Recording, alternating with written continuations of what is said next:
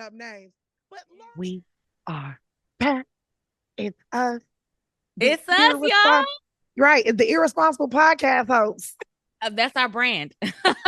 Let's claim something else. It's cute, but you know what? Season 3, we are claiming something else for sure. That's right. That's right. We will be more responsible. Yeah. We are putting the tools in place to make sure. What's up, y'all? I'm Melanie Loren. And I'm Hollee Chanel. And this is It's Dipped with Sweet and Hot. Yes, it is. This is season 3, y'all. So we said that we were coming back, and we are back. And you know what, Hollee? Happy Juneteenth. Happy Juneteenth. We's free, y'all. I mean, that's what they say, at least. So look, y'all, last year we spent Juneteenth with you guys, and we decided we gotta do it. Listen, we gotta do it. It's a tradition. It's a DSH tradition now. It is. It is. That was one of our most listened to episodes from season 2. It was. Black love, the complicated relationship between Black people and the love of country on Juneteenth. And so now it's Juneteenth, and we said Dip with Sweet and Hot has to come back and just do a little bit of foolery with the people. So here's what we're gonna do today. Okay. Run it down for the folks. We gonna, you know what we do. We're gonna do a little bit of Sweet and Hot, and then we're gonna tell you about this season that is coming up. So this is our little, you're spending Juneteenth with Dip with Sweet and Hot. A little teaser. Getting a little teaser, a little preview taste about what's coming up. Because we know y'all missed us. And we said it's not going to feel right for the people to have Juneteenth and they don't hear from Dip with Sweet and Hot. We shan't leave them hanging. We shan't disappoint. And so here we are spending a few minutes with you on Juneteenth just to give you a little bit of preview of what you can look forward to. We're going to talk about Juneteenth a little bit, and then we're going to give you a little preview of what you can expect for season 3. Absolutely. Hey, and wait a minute, because we're coming back for season 3, gotta say what's up to super producer Lou. It's been a long time. Hey. Yeah. Oh my goodness. A simple thank you. If you didn't hear him, guys. Thank you. That's what. But you know what? Super producer's tone. Yeah, I had to take a pause and a mouth pop on that one because I had a revelation about Juneteenth that actually made me quite hot. Let's jump into the high.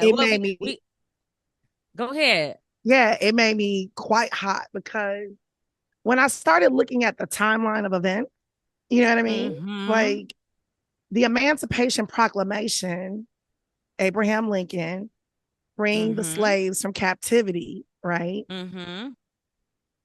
Check my math, check my history. I had heard that had happened on June 1st of 1863. No, actually January. January.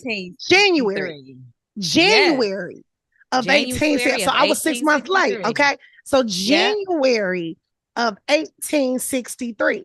Now, the holiday that we're celebrating that's coming up was established due to events that occurred on June 19th, 1865. Also having to do with slavery. That is correct. So 2 years after the president of the here United States said Black people be free, 2.5 years later, we still got some folks that don't know that they're free. Here's why I'm hot.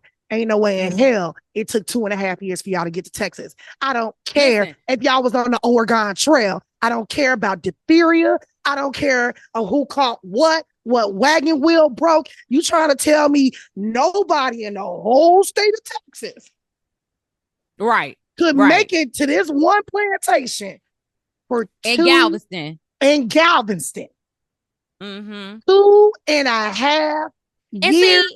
What was y'all? This is what Pony Express move faster. Okay, so you talking about the Pony Express. All right. So let's just say, for argument's sake, ain't nobody had no horse they could send, right? Horse had a bad leg. Horse had a bad leg. You know what I'm saying? Whatever. Okay. Carrier pigeons. Okay, somebody send a carrier pigeon. Follow me here. If carrier pigeons is Mike Tyson's hobby right now, surely in the 1860s, they could have figured out how to get a bird to Galveston, Texas to free them slaves. That's right. Let's smoke signals. Game of Thrones had crows. I'm full of them. Smoke signals. Smoke signals. We could have put a message in somebody's hair. So wait, but let's talk about this though. So I'm mad at everybody. Okay, I'm hot with everybody because I get why the owners didn't want to spread the news. Okay, fair. I mean, that's evil, whatever. But I don't expect more than that from them. But dang, Cleotis in the next town over should have said something to the people. I'm saying Cleotis could have said something. Annie Mae could have said something to somebody. That's right. Pearl. Beulah. All these names. Somebody. Like but long story short, somebody could have said something. Because here's the other thing. Like, plantations need supplies, right? Like, everything is homegrown. So these mugs was getting 2.5 years worth of deliveries. Ain't nobody saying nothing. Y'all coming up, dropping off the supplies, but not mentioning the fact that we free. The audacity, the unmitigated gall that took the words out of my mouth, Ren, for anybody to show up 2.5 years late. And you telling me I've been in servitude 2.5 years longer than I needed to be? Are we boxing on site? Are we boxing on site? Let me go here with it. Nuck if you buck. Listen, because we ready to fight, okay? Okay, we ready. So the other part of it that really pisses me off on a serious note is when we start to make the case for reparations, they always say, well, how do you calculate that? I got a calculation right here. 2.5 years free labor. Everybody that was on that plantation, run me my money. On top of the rest of the hundreds of years. Listen, I'm saying, whatever y'all made in that 2.5 years, tax, current inflation prices on that, run me my money. Oh, the math is clear. All we got to do is do some simple addition and subtraction. We can find out how many, and then we start multiplying the interest and all of that. The math is clear. I have an iPhone. I have a calculator. Listen, I don't know about. The new update gives you a scientific option as well, so you can do. So listen, we can look at this however you want. The math can math. The math is not the issue, okay? Somebody should have opened their doggone mouth. Somebody should say you go. Okay, yeah, exactly. But I want to come back to this audacity concept, right? Because and it is because of this level of audaciousness that I think we felt like, okay, we got to talk about it. Like, there's so much out there. And every time, like, how many times in the last week did I call you, Melanie, and said,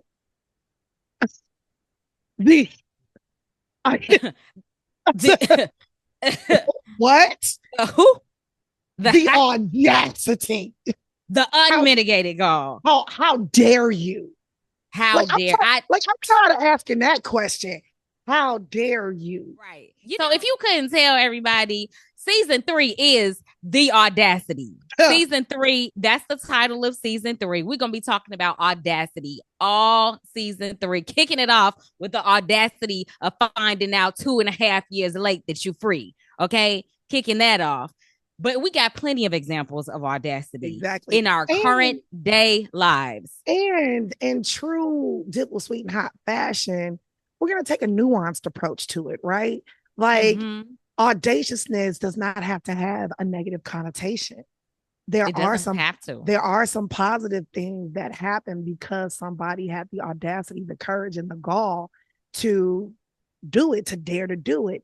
But we will. But there is but don't be fooled. There is plenty of petty audacity, and we're here for it, and we're going to get into it, and it will be for your entertainment. Okay, smell merch coming. There's plenty of petty audacity, and we're gonna get into that too. But to your point, audacity can be a positive thing, right? Audacity can just be boldness. So, like, to give you a little bit of a preview of some of the stuff that we're gonna talk about this season. We're gonna talk about the audacity to say no. We're gonna talk about the audacity to chase some dreams. Oh, the audacity to go against the grain. What else did we talk about? We talked about the audacity to try to override or revoke someone else's consent. Oh, I smell a big news story here. It's smelling a little Diddy-ish. Oh, in all right. Do you I smell baby oil. Are you getting a whiff? I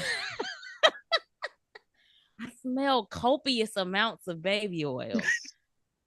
We're gonna talk about it, y'all. We gotta talk about it. We gotta get into it. We gotta get into it. I mean, it's a larger issue about consent, and we're gonna talk about like the audacity of some of these things that are coming up. We're gonna talk about audacious missives from the beyond. Because that's where people get the boldest sometimes is from the beyond. And when we say from the beyond, we're talking about in text, in email, in DM, on the socials. That's from the beyond. From your way, way, way, way back. I forgot about you. Why are you coming back past? The audacity to text me 2 years later. Did we not just have that conversation? Yeah. Baby. Did we not just, let me tell y'all what else we're going to get into is some audacious story time. Okay. We're going to be introducing a new segment at the end of each show that y'all can look forward to. We got some audacious stories for you, and we're going to give you a good one every episode. Wait, I'm sorry. You going to sit. What? Wait a minute. What's up? Let's put a pin in this right now. I just got further pissed off because there is a crow on my balcony picking up stuff. And it's a small crow. He's got things in his mouth. He's flying around from balcony to balcony. Here's my point. You could have put a little piece of paper in his mouth. In that crow's mouth. You know what else I thought about? I mean, we got crows in 2025. I know y'all had them in 1865. You see what I'm saying? We got better pest control now than they had back then. They've never been at risk of being extinct or even endangered. Oh, my God. We had options. Y'all could have sent a donkey. Had options. We could have had send me a message in a bottle. Okay?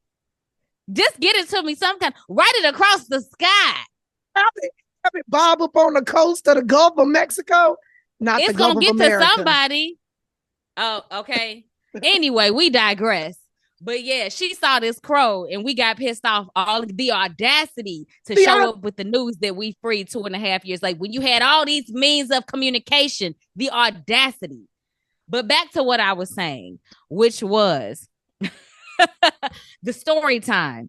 Yes, the audacious sampling of stories that we're going to give you a little taste of every episode. So you can look forward to that as well, friends. So we got some good stuff coming up for you. That was just a little teaser about some stuff that we're cooking up and some other really good ideas. So I hope that you will tune in. Yeah, I hope that folks tune in for another reason too.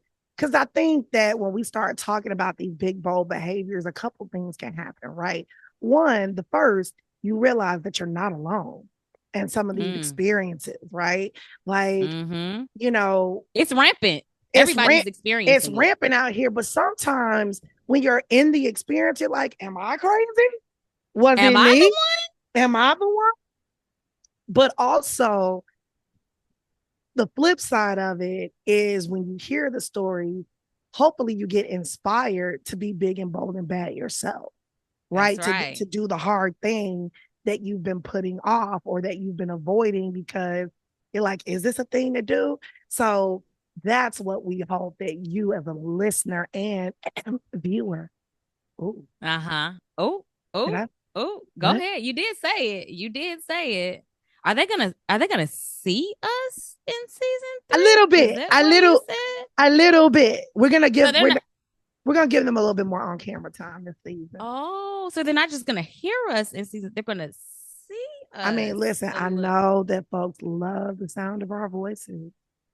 I do. And especially in my fatigue right now, I've got a little sultry gravel going on right now. You do have a little gravitas. Yeah, I do have a little bit of gravitas. All I can say is, friends, if you're fans of the podcast, you do know that I work at a women-centered, Black queer-owned bar. And as this is Juneteenth, it is also Pride Month. And what I'm going to say is she's tired. Okay. I'm a closeted straight. And those vocal cords are as well. Yeah. I'm a closeted straight and I'm tired. Okay. But yeah, okay. So in addition to our voices and whatever condition they might be, you will hear our voices and you'll be seeing our faces. You will be seeing some more in season. We'll serve a little bit. We'll serve a little bit. That's right. You'll be seeing that, and you can look forward to that as well. So we got some good stuff coming up. So I just want you to know that that's what's happening in season 3, the Audacity for Dip with Sweet and Hot. That's what you can look forward to. But now let me get back to explaining. We did your hot. We did your hot. We were talking about Juneteenth. You gonna calm me down a little bit? I'm just gonna reel it in just a little bit, and we're gonna do the sweet, right? Okay. We're gonna do the sweet about Juneteenth. So before I dip into what is sweet, let's not take for granted that everybody knows what Juneteenth is. Some of y'all know y'all had the day off, but you may not know exactly what it is. So as we were talking about, the reason we got hot, because there was a 2.5-year lag between the signing of the Emancipation Proclamation and the news of freedom getting to the final holdout. Like Texas at that time was a holdout. There was supposed to be freedom in all of the Confederate states, Texas included, but because it was the farthest west, and there was not as much of a presence of the Union Army in Texas, there was more, let's say, less enforcement in Texas. So Texas was like a refugee place for like slave owners to go with the people that they had enslaved. Oh, that's what's wrong with Texas. Okay. Go right ahead. We love you, dippers in Texas. We love you. She didn't Most mean it. of you. But yeah, so what you had like a state that was almost like a safe haven for the continuation of slavery in Texas at the time. People would be able to go there and they would still be able to basically have slavery as a practice there. And so what finally happened on June 19th, 1865, I really like the way that Oprah Daily explains this. Okay. OprahDaily.com has like a really they posted something really kind of comprehensive about Juneteenth. Hey, and so Oprah, the way that they explain it, people don't know you used to work for Harpo back in the day. I used to work for Harpo back in the day. That's right. But yeah, so basically on June 19th, 1865, you had Major General Gordon Granger arrived in Galveston, Texas to take control, and he issued what was called General Order Number 3. And that was to inform the people who were enslaved in Texas that they were free and that the Civil War was finally over. It was officially over because this was happening Juneteenth happened 2.5 years after the signing of the Emancipation Proclamation, but it also took though until like 1865 for General Robert E. Lee of the Confederate Army to actually surrender. So this is about 2 months after the surrender. The war is over, and people are finally finding out that they were supposed to have been free. Be calming me down. Okay, yeah, I'm sorry, but the people have to be educated though.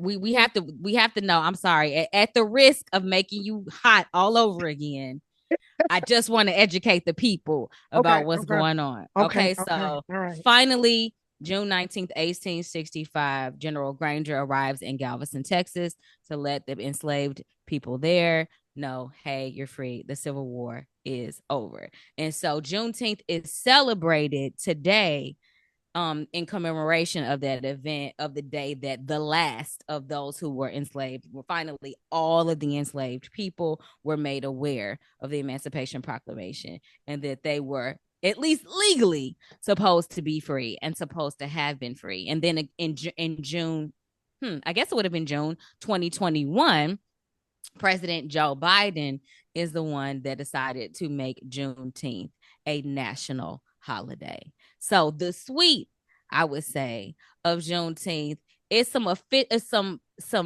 centuries late official recognition. Absolutely. Right?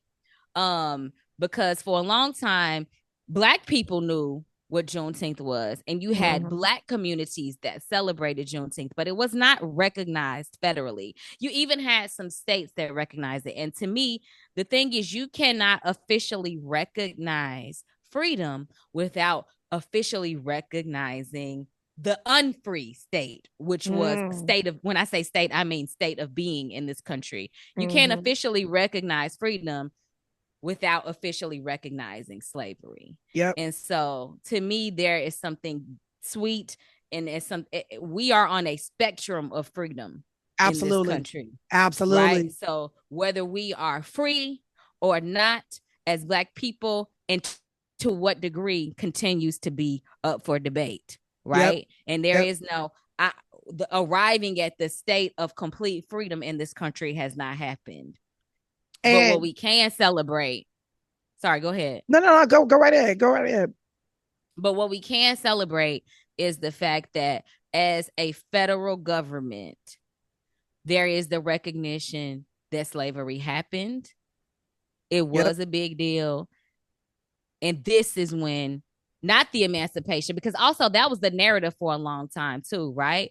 That, slavery ended with the Emancipation Proclamation. No, it did not. No. You had people in Texas and in other parts of this country who were still enslaved long after the Emancipation Proclamation. So there's the sweetness, at least in the recognition federally, of the true history of what really happened. And again, that's on the spectrum too, because there's still a lot of whitewashing or attempts at whitewashing and revisionist history that happened in this country. But a lot of y'all gonna have the day off on Thursday. Right? Today. Y'all, a lot of y'all got absolutely. A lot of y'all go. Yeah. I think too, that's because there's the national recognition. And I think too, it's important, the national recognition, specifically the federal recognition, is important, especially in 2025. I said earlier that this is Pride Month, it's Juneteenth, and what's happening now with immigration.